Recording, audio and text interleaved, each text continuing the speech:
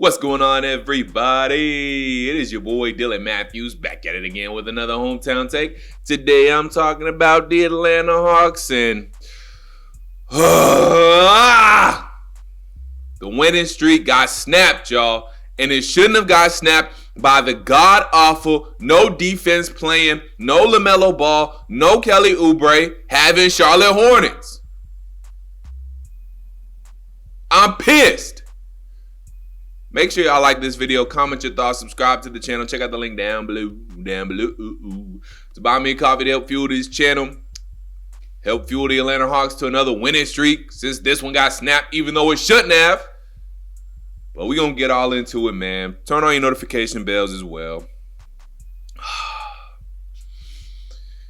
As soon as we think we're turning a corner, as soon as we think we're taking some steps forward, as soon as we think we figure some shit out, we go and do some dumb shit. We go and play down to our competition. We go and sleepwalk this entire game against the Charlotte Hornets, and we lose our 5-game winning streak. Did y'all know we had a chance to get into 6th place in the East if we would have beat the Charlotte Hornets on Saturday night? Because we got the tiebreaker over the New York Knicks. We have the tiebreaker over the Miami Heat. The Miami Heat and the New York Knicks have not played each other, so we would have had the tiebreaker, and we would have been in 6th place. It would have essentially still been a 3-way tie because we all would have had the same record. But guess what? We don't got to worry about none of that right now because we lost. We let the gosh dang Charlotte Hornets off the hook. What was that one NFL coach said? We let them off the hook. They were who we thought they were, and we let them off the hook. No defense. They didn't play no defense on us. We scored 118 points. They wasn't doing nothing crazy offensively. Terry Rozier had one good quarter where he heated up. Before I get into what happened at the end of the game, let's go through some stats and stuff real quick. Balance scoring was still good. We had 6 guys in double figures, so I am happy about that. DeJounte Murray kept his hot streak going, 26 points, 4-6 from the 3. Trae Young, 25 points. He was 0-4 from 3, 9-22 from the field, 12 assists. Clint Capella, 12 points, 9 rebounds. DeAndre Hunter, 25 points, 4 rebounds. He had a very good game, 2-5 from 3, 10-16 from the field. Good night for DeAndre. John Collins, 11 points, 5 rebounds. He did foul out, but that's a solid game. AJ Griffin had a good quarter 2, 13 points, 5-7 from the field, 3-3 from 3. You shot 54% from the field. You shot 44% from 3. This is the first time this year, I believe, the Hawks have lost a game when they shot over 50% from, over 51% from the field. You shot 54%, you lost. That should not happen. You shot 44% from 3, you lost. That should not happen, but I'm going to tell you why it happened. We sleptwalked through this entire game. How do we go up 19 points on the Charlotte Hornets and let them come back and us lose? How? Just how? I'll tell you how. We weren't taking it seriously. We went to sleep after we got up 19. Too many turnovers. We started settling in the second half. Started settling for way too many jump shots.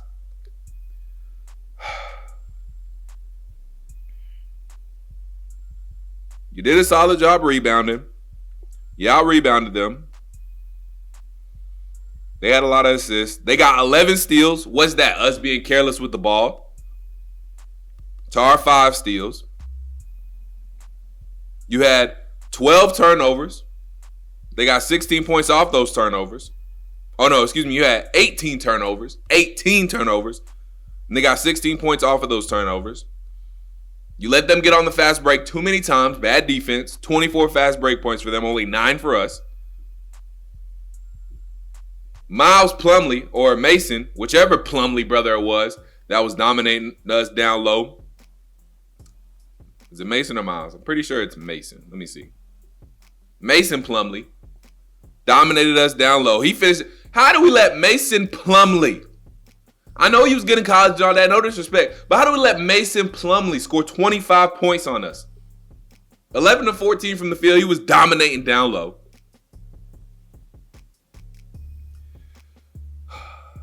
So points in the paints wise, we lost. Let's see, points in the paint. They had 58, we had 50. This was just a sorry game, y'all. A sorry game. Started out well, went up 19, but you let them come back because you sleepwalked, you took bad shots, you didn't really want to play defense. No excuse. This is an inexcusable loss. No excuse for this loss whatsoever. Now, let's get towards the final sequences of the game, shall we? Clint Capella tried to bail us out, tried to give us the win. He got a tip-in shot, 5.4 seconds left to go. Then, Charlotte Hornets get the ball. Terry Rozier puts up a three, misses. We think we escape with a victory. Nope, wrong. They call a foul. Now, as you all probably seen by now, the last 2-minute report came out, and it was concluded that the foul shouldn't have been called. It was high-five contact between Jalen Johnson and Terry Rozier. And if you don't know what that is, high-five contact is when so in this example, Terry Rozier and Jalen Johnson. Terry Rozier goes up for the shot. Jalen Johnson is going up to contest. He does not make contact with Terry Rozier besides slapping his hand, basically high-fiving him after the ball is released. If you play basketball, you know what high-five contact is. But he basically high-fived Terry Rozier. He slapped it. He hit his hand after he released the ball. And in today's NBA, that is no longer a foul. High-five contact is legal contact. But they called it a foul. But I'm here to tell y'all this. Even though that did blow the game, even though the refs did cost us the game, even though we should have won the game at that point in time, the game should have been over by then. We should have not put ourselves in position. So guess what? I don't care that the refs blew that call because we shouldn't have been in that position. Again, we were up 19 on the god-awful Charlotte Hornets. We gave them their 13th win. Do y'all know that the only team the Charlotte Hornets have beaten twice this season is us? Is the Atlanta Hawks. We are the only team the Charlotte Hornets has been able to beat twice this year. They had 12 wins coming into the season. 12. We're halfway through this. We're more than halfway through the season at this point, and they got 12 wins. They're one of the worst teams in the NBA.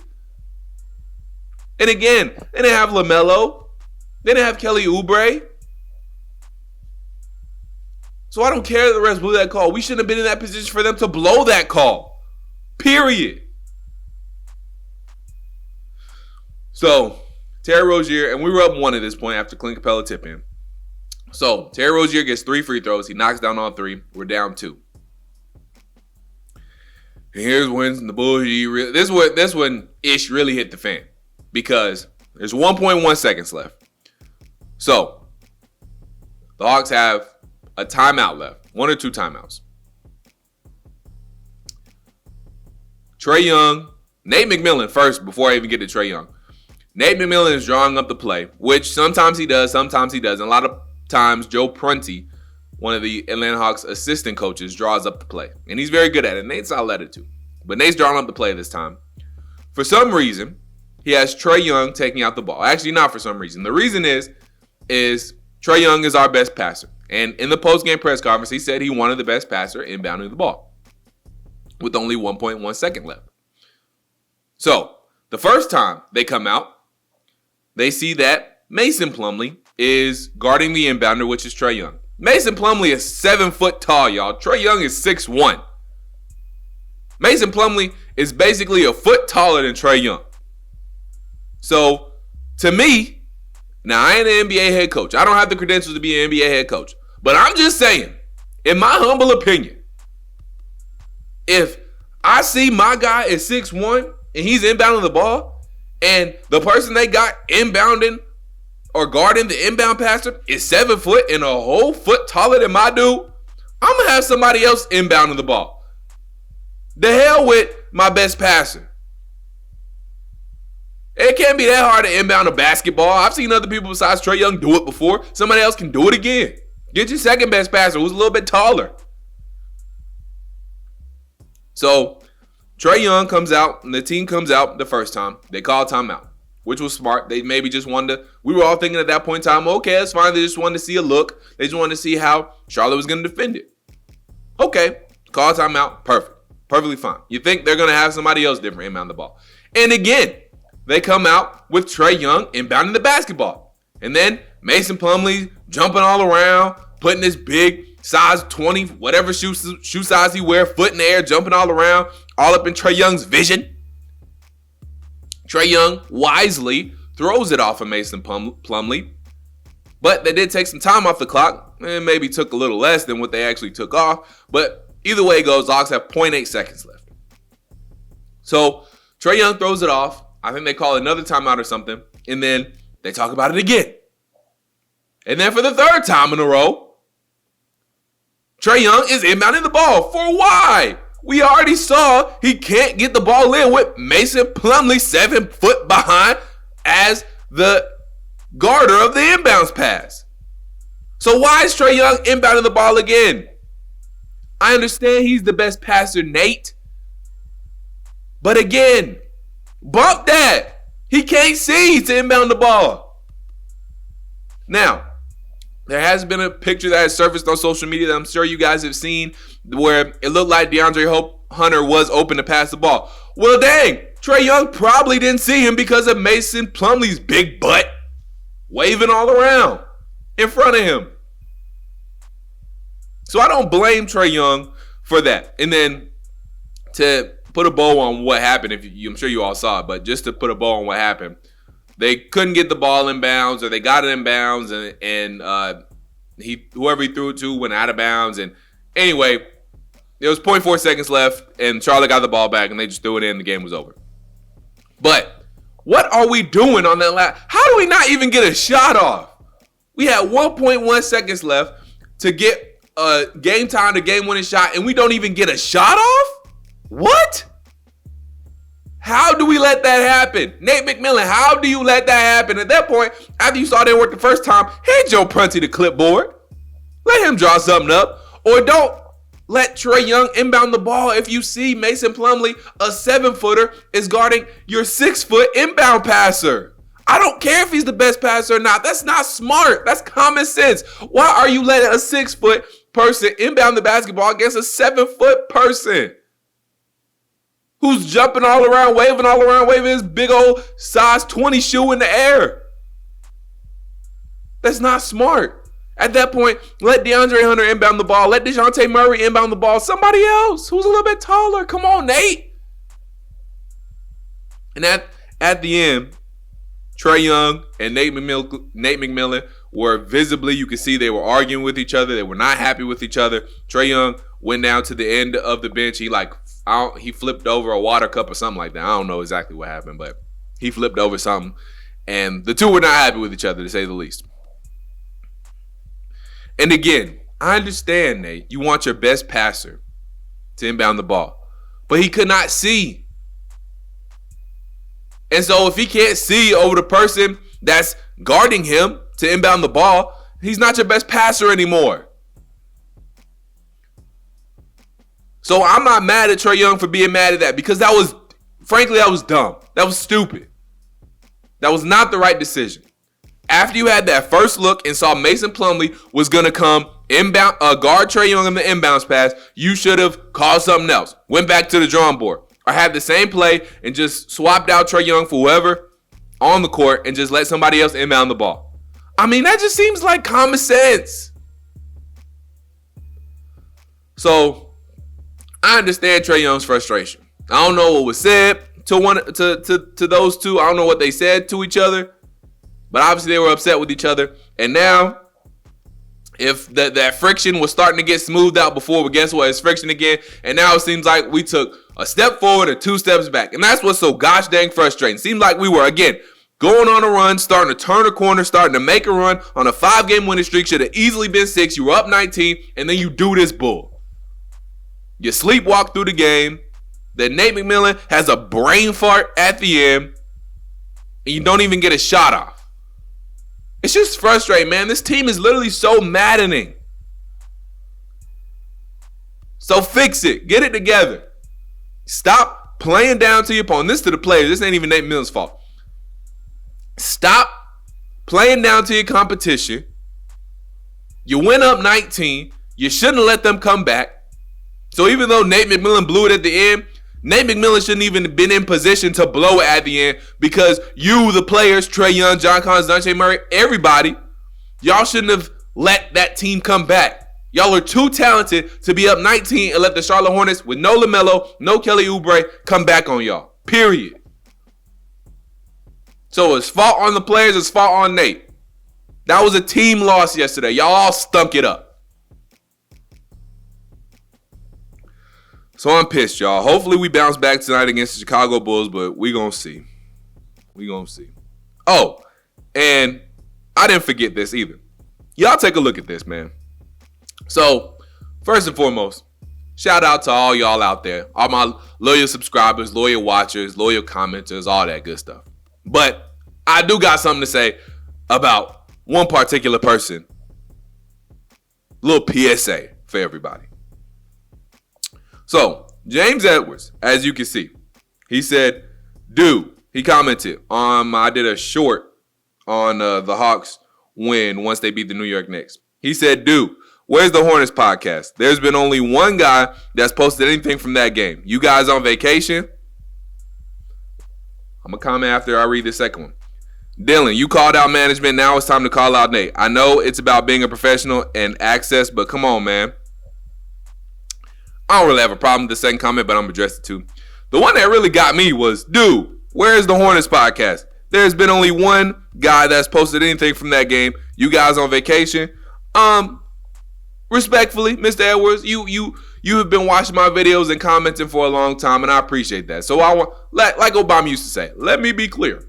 Let me be clear. I appreciate your watching. I appreciate your support. I appreciate you commenting. I appreciate you interacting and watching my videos and all that good stuff. But with the utmost respect, Mr. James Edwards, are you paying me? Are you tipping me? Have you bought me any coffees? When's the last time you bought me a coffee, or have you ever bought me a coffee? Are you paying me? Are you telling me to drop my Cash App? I'm sorry. You do not have a subscription to me. I am not Netflix. You are not paying for me. Now, again, with all due respect, if enough of y'all watch, then I do get a nice little chunk of change from Google and YouTube. But y'all not outright paying for me. Y'all not outright giving me money. Y'all are not paying my bills. So excuse the duck out of me for having a life and having other things to do. I will let y'all know I do have a full-time job. I do have a life. I do not just sit in my apartment all day and record YouTube videos and provide y'all content. I do have other things to do. I do have other ventures I go out on. I do have other things I do. I do have a personal life. So I'm not sitting here waiting to post content for y'all all the time. And if I was on vacation, you are not my boss, Mr. Edwards. I do not report to you. You do not hand me a check every 2 weeks or every week. So when you say, dude, where's the Hornets podcast? It's when I post it. That's where it is. But here you go. And I hope you're happy. And good for that one guy that's posted. You're going to get it when you get it. You're going to get it when you get it. Because again, at the end of the day, y'all not tipping me. Y'all not paying me. I got a personal life. And I know this ain't everybody. This is actually the first time I've seen a comment like this. So I just had to put that out there. And secondly, when you're talking about I called out management, now it's time to call out Nate. I just called out Nate. I'm not afraid to call out Nate. I don't talk to Nate on the regular. Now I respect Nate as a coach and I respect him as a man, but I ain't afraid to call out Nate. I'll call out Trae. I'll call out anybody. But yeah, don't ask me where my content is. You get the content when you get the content. Until you start tipping me on the regular, paying me on the regular, don't ask what my content is. Don't do it. I appreciate you so eager to get the content and so eager to watch. But don't ask me where it's at if you're not paying me. If you're not regularly buying me coffees or anything like that. If you're not putting no money in my pocket. Not giving me no scratch hole. Don't ask me what content is, okay? Thank you. Speaking of that, make sure y'all like this video, comment your thoughts, subscribe to the channel. Let me know what y'all think about that Atlanta Hawks loss, man, because, again, very frustrating. Again, hopefully we bounce back against the Chicago Bulls tonight. We'll see. But that loss really just frustrated me, man. Just on so many levels. But again, like this video, comment your thoughts, subscribe to the channel. And James, again, no disrespect, but again, don't check for me, bro. Don't ask me what my content is. If you're not paying, come on now. But it's all good, though. All right, y'all. I should put out a video after the Hawks game tonight. So look out for that, James. There'll be one tonight. I'll get it to you, brother. Don't worry. But till I talk to you guys next time, man. Stay true to Atlanta. Believe in Atlanta. Go Hawks. Peace.